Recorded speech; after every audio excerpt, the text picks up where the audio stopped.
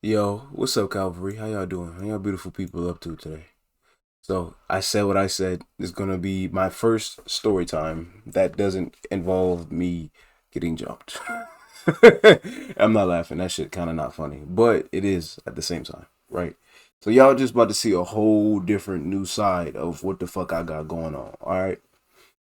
So when I was born in Vegas, right? I grew up in Vegas, and I'm lying. I'm lying. I like to tell people that I was born here in Ohio. That's where I live. I was born here in Ohio, and I was taken to Vegas at a really young age. So I like to say that I'm born in Vegas because it just sounds cooler. Nobody said I was born in Ohio. No, I don't give a fuck. No, I'm gonna say I'm born in Vegas, and that's how it is. So I was there for most of my childhood. You know what I'm saying? I was there for most of my childhood. I got babysitted by my auntie and my father, who came along, who's not my biological father through adoption, had so she ran a daycare service, right? She ran a daycare service, and I was one of the children. She was looking afterwards. You know what I mean? Because she took me away from my mother because my mother was young, and she had a baby irresponsibly running the streets. You know what I'm saying? And my aunt offered to take care of me, and well, guess what happened? She kind of took me. You know what I'm saying? She kind of took me, right? So my father, who was with my aunt at the time, remember, it's not incest because he wasn't my biological father at the time. He was like, we don't share any type of blood. I call him father because he's been raising me for a long, long time, and that basically is my father. You know what I'm saying? That's my father. So let me get that detail out the way, right? So he came one day. He was telling me the story about how he seen my little ass in the kitchen, and he was like, "Who the fuck is this little nigga?" That's literally what he said to me. He called me a little nigga the first time he met me. That's crazy. And at first, he didn't like me because he wasn't a kid's person, right? But eventually, I grew on him, and I was his little man's. You know what I'm saying? We had a phone, we had a bond, we had a connection. We still do, and I saw him as my father. I saw him as my dad. Hold on, give me a second. Let me take a quick drink.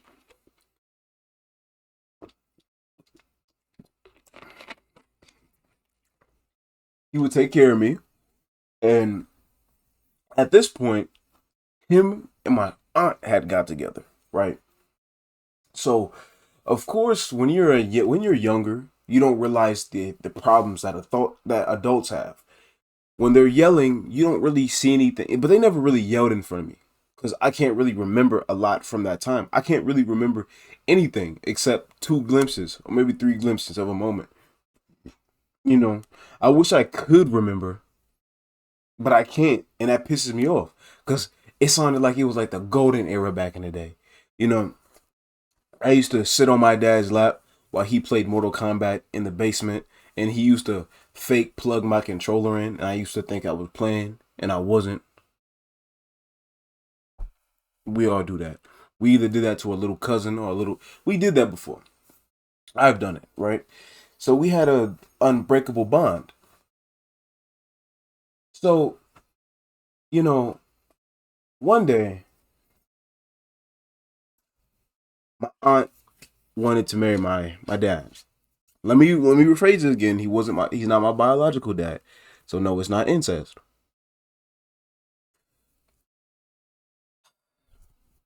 He didn't want to because they had some bumpy rocky shit going on. So she got mad and she dipped. She left from Ohio all the way to Las Vegas without telling anybody, without telling nobody, not even a single soul. She just dipped. So my father, he was like, "All right, I'm finna hang out with my little guy today." He goes to the house and nobody answers. Can you imagine that? You get attached to this child who you feel like is your son, only for this woman to say nothing to you about it. That she's left and she's went to another state. She's went to another state. And there's nothing you can do because at that time she's already on the plane. She's already landed. Can you imagine how distraught that he felt? He told me that he had a drinking problem after that. He thought he would never see me. He thought I was too young to remember the connection that we had. And by the time I was 18, getting a Facebook or Instagram or something and he'd hit me up, I probably never remembered him. Can you imagine how fucked up that would have been? But here's how we reunite, and that comes later in the story. So while I was down there, she was on drugs. She was on drugs, and she would abuse me. And she had a boyfriend, right? Which I'm gonna say his name. His name was Tyrell. Tall, black, ugly motherfucker. He always wore these green Pumas, green it was an all black pants but had green stripes and had a Puma design. He always smoked weed. Always smoked weed. He was selling too. And ugly motherfucker. Ugly as a bitch, but he was tall as fuck though. He was tall. He was tall as shit. But my aunt, she was like a fat bitch. You know what I'm saying? She had some blubber around that waist, right? So what I can remember, and from all that I know, she did abuse me a lot. In what ways? I remember one time it was him and her sitting on the couch, and she told me to spell my name. Well, my name is Ramon, Ramon. You know what I mean? A lot of people call me Raymond. I want to add an E to the end of my name, which I'm going to do very soon, right? But I kept spelling it Roman, like Ramon, because I didn't know how to spell my name. They didn't feed me for two days. They didn't feed me for 2 days because I didn't know how to spell my name. And when I was crying about it, she came in and beat the shit out of me. She came in and beat the shit out of me. I remember Terrell, I remember I was sleeping. And you know when you get that acid reflex in your chest, you're like, damn, I need some water. I went to go out in the hallway, and as this little boy, I had to be about 6 or 7 at the time. No, probably like, I was young as fuck, so probably had to be like 4, 5, 6, 7, 8. 9. I had to be about 5, probably 5 or 6. This big ass nigga gonna pick me up by my shirt and slam me up against the wall. Go to bed.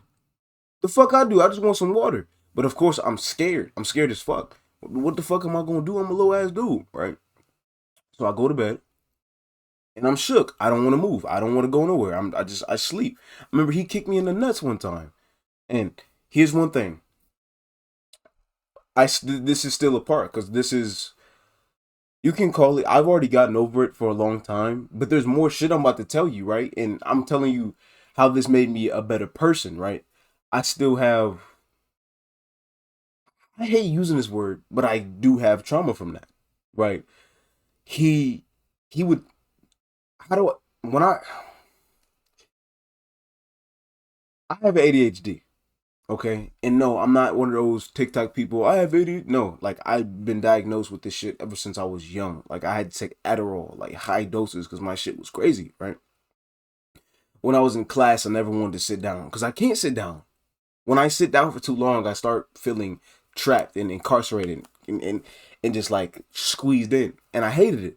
So I always stood up and the teacher would tell me to sit down. And he would come pick me up from school because I lived 3 minutes away from school. It was a nice walk. He would ask the teacher if I sat down. And if she said no, I'd go home and I would get my ass beat. I would get my ass beat. And he would help me with my homework. And I remember one time I kept getting a question wrong. So me as a little kid, he took the back of my head, he slammed it into the table. Nose is bleeding. He slammed it to the table again. He punched me, right? Or he picked me up. He would do this often. He would pick me up and he threw me across the room. Or what else would he do? Because he did some crazy shit. Now, I never got like touched sexually. I'm just letting you know that right now before you no, but he would beat the shit out of me to the point I would bleed. He would whoop me until I was bleeding. Like I'm pretty sure I still have some scars on my ass and on the back of my legs. Cause he would beat me till I bled. with the belt just whoosh, whoosh. Like by the time he was done beating me, my fucking legs would like just be like bleeding. And back to what I was saying, when he would help me with my work, especially math work, if I didn't get it right, he would always yell at me. And no, not in a normal way where parents be like, if five plus five, if you got 5 apples, you take away 2. How many do you got? 30. How? You know, so you shouldn't be doing that, but it was different. He would hit me. And so when I was in high school or from schooling on to that point, whenever I was in math class and the teacher was standing over me and I keep getting a question wrong, I get nervous. I get very nervous. I get anxious. I start apologizing profusely. I still remember that. I'm like, I'm sorry. I'm so sorry. I'm sorry. And it'll be like, you're good. You know, you take your time. And I still do that to this day. Like, I don't know if that's something that's ever going to leave me. Right. So, you know, he would beat the shit out of me. Literally, he would beat the shit out of me. And another thing that he would do, like everybody's like, God damn it, there's another thing. Yes, there's another thing. He would take my toys that I got for Christmas, because I got toys for Christmas sent to me by, guess what? By my father that was still here in Ohio. He would send those toys to me. And guess what? I was only allowed to open one at a time, sitting in front of the fireplace. Every time I came home and I didn't sit down, I got hit and I had to throw away my own toys that I didn't even get to open. Throw them away. I remember I was building this Lego Ninjago thing. Oh my God, it was so glorious. As a little kid, I was so happy. Guess what? Throw it away. Why? No reason. Throw it the fuck away. He made me throw away my toys as a kid. And the thing is, where's my aunt at? She's there. She's letting him do this. She's watching this. He used to beat the fuck out of me. And you know what the sad thing about it is? I didn't have a father figure. I didn't have a father figure at all. So guess what? Whenever he would apologize for beating me as a little kid, I was like, oh, it's okay. Not knowing that it wasn't okay. And it would be like, I would forgive him and he would beat me, I'll forgive him, but I couldn't leave because that was like a father figure to me, right? And it was bad. It was really bad. And the thing was, when it came to her, because she was so strung out on drugs and had a whole bunch of bag of pills, right? She would do crazy shit. Like, I remember I was asking because I was hungry, right? She was going to the door and I was behind her and I was like, hey, can I have something to eat? And without a moment's notice, this is the door, right? She does this to me. Boom. She back kicks me and I'm young. In the stomach, I fly back, I cry, I walk away. You feel what I'm saying? I walk away because what else can I do? I would get my ass beat and it was bad. It was really bad. And I remember one time I called her mom, and you know what her boyfriend said? Don't call her mom. You don't deserve to call her mom. And you know what she said?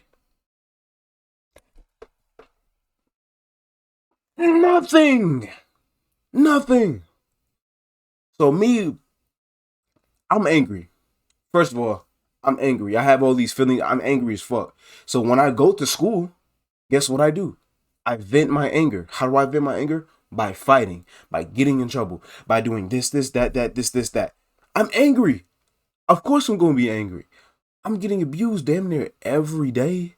I'm seeing my blood almost every day. I'm getting hit for no reason. I'm getting put on punishment for no reason. I remember he would make bowls of food, make a mess on purpose, and he told me to clean it up. And if I didn't clean it up, guess what? He was beating the fuck out of me. So I had no choice but to clean it up. Guess what? You in trouble for no reason? Well, you breathing the wrong way, little nigga? Go write a 100-page essay. Go write on a page with 100 words. And if you don't do that, guess what? We beating the fuck out you. Hey, we about to go out. Yo, little ass, here's 3 bins full of clothes. We're gonna be gone for an hour or two. If these clothes ain't done by the time we get back, we beating your ass. Hey, we got some laundry in the laundry room. If you don't get, if we come back and that's not done by the time we come back, we beating your ass. I got hit for everything, beat for everything, everything. And the thing was, nobody came to save me. Nobody helped. Nobody. And there's always a key memory. I found a gun. I was home alone. I found a gun and a Bible, but it was a fake Bible. I picked it up and I put it down. I put it down. I put it right back where I found it. I didn't know how to work one. Now, I knew it could hurt somebody, but I didn't know how. I could have blew my head off easily that day. You feel what I'm saying? I remember one time he was also sleeping on the couch, right? He was sleeping on the couch, and she worked at Macy's. I think it was Macy's, but she had a lot of hangers and clothes racks. And I picked a piece off of it. It was this long metal piece. And I was like, I'm gonna kill him. I'm about to bash his fucking head in. Now, about this time, I'm like 6 maybe.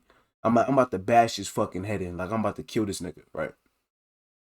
I'm afraid. I can't do it. I'm so scared I can't do it. Because if I don't hit him hard enough and I don't kill him, I'm dead. I'm dead. I was never able to defend myself. I was never able to protect myself.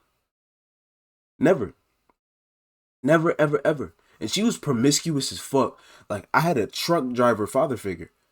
After Terrell, or during Terrell, actually, this nigga was a truck driver.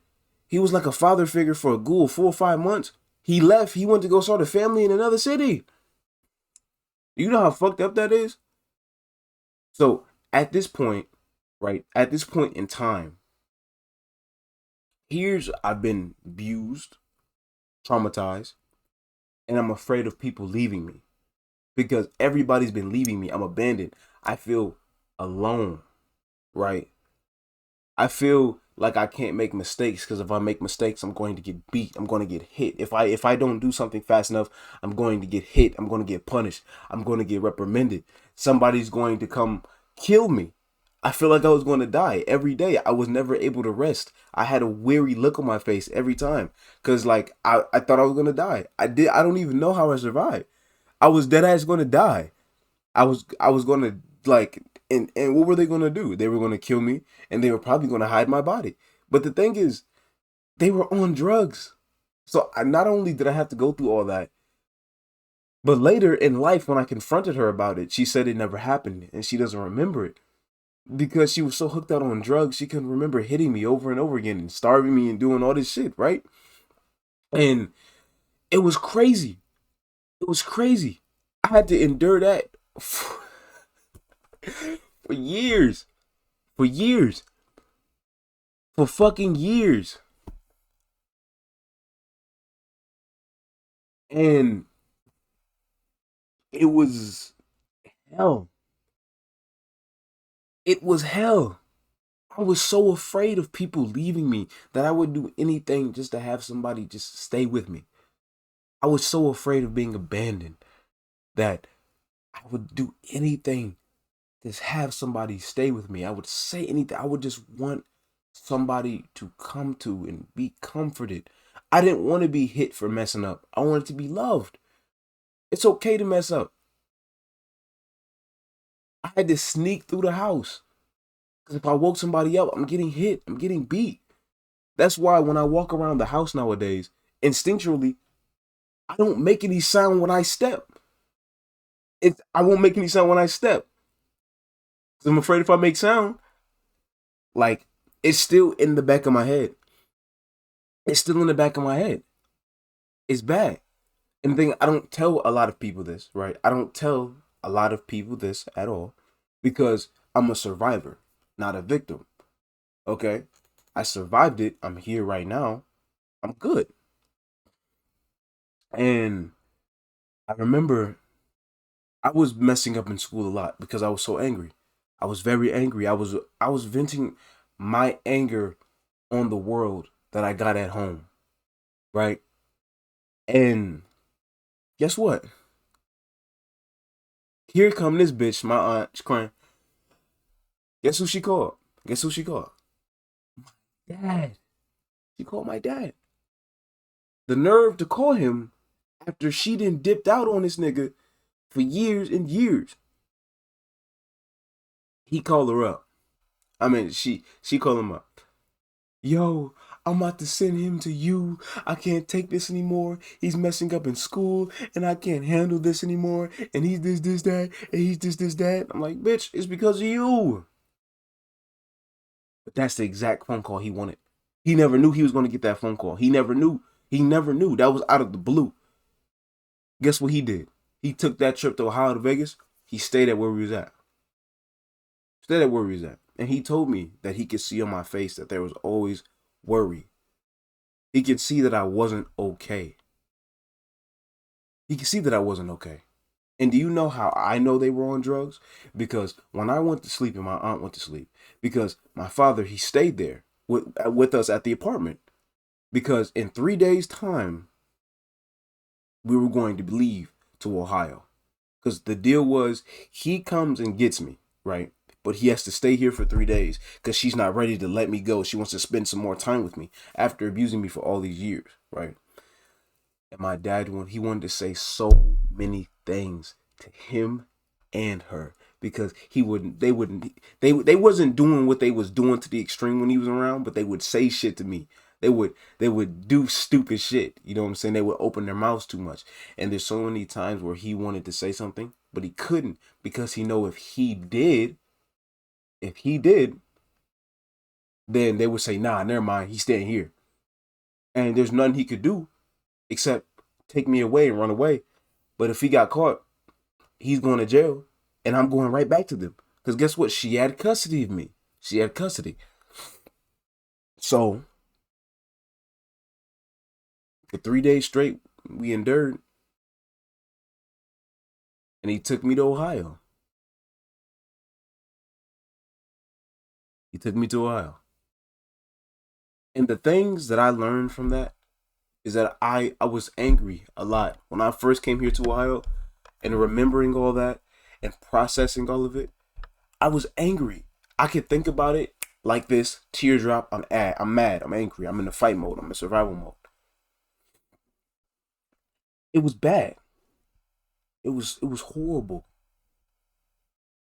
And even when I talk about it, sometimes my mind will go blank because it's like repressed memories. Like I think about it and my mind is like, nah, put that shit back. What memories? Wipe for a moment amount of time. I'm like, what the fuck was I talking about? I was so fucking just I was on one. I was on one. But you know, he ended up getting custody of me. He took me to therapy. I've had therapists all my life. I've had therapists ever since I was 8 years old. I'm 19 years old now. That's and things that I've learned was I had anxious attachment styles. I had very bad anger, severe ADHD. But what it also taught me was I'm not gonna let nobody put their hands on me ever again. I ain't gonna let nobody ever do me like that again. I refuse to be somebody's bitch. I refuse to be beat up on. I'll be damned if I let somebody play with me like that again. I'll be motherfucking goddamned if I ever let some shit like that happen again. And if anybody tries, I'm going to kill them. I swear to God, like I will not let that shit happen. Not after all that. Not after all that. No. No. And it's crazy because I'm here now though. I'm here. He's got me. That's my father. At first, he was my aunt's boyfriend, right? He was my aunt's boyfriend. He saw me in the kitchen and with my diaper on. He didn't even like me. Now look, he's my father. It's wild. It really is. This is almost a 30-minute long video because it's a lot to talk about. It's a lot to talk about, and I damn near almost just cried explaining the whole story. But I've cried so much about it is that it's easily controllable now, and that's one of the main reasons I'm so strong. Why I thirst for strength. Why I thirst for freedom. Not so I can be macho man, not so I can be cool. It's so I can make sure that I never go through that and somebody I love never goes through that, never has to go through that. So I can have the strength to protect others because I didn't have anybody to protect me for all those years. I want to be the hero that I never had. Well, he is my hero because he saved me. But in those moments, in those years where nobody was coming for me, I didn't have a hero, and I want to be the hero for those. So if you ever been abused, you are not a victim. You are a survivor. And I thought that me sharing my story, me sharing what I went through, would help you guys out too. I really do. Because I hate telling the story. I hate telling it because I don't want pity. I don't want attention. I don't want none of that.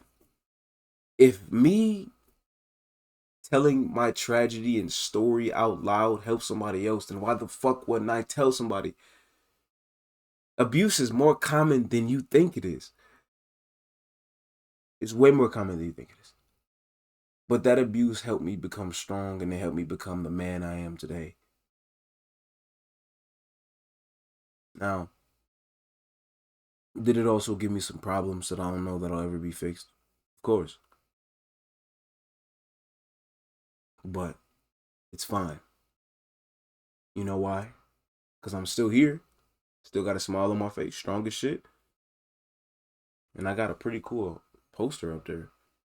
That's a pretty cool thing. And I got a whole bunch of shirts. I got a bed. I got oranges. I got a punching bag. I got a chair. I got life. I don't have to worry about getting hit anymore. I don't got none of that. I have a loving father. I have a loving woman. I have a loving family. I mean, besides financially and mentally, what more can I ask for? After going through all of that, what more can I ask for? It's crazy. Remember, you are not a victim. You are a survivor. Tell somebody you appreciate them because you never know who needs it and what they've been through. Without further ado, this is the end of this video. Thank you for tuning in. 100,000 subscribers coming soon.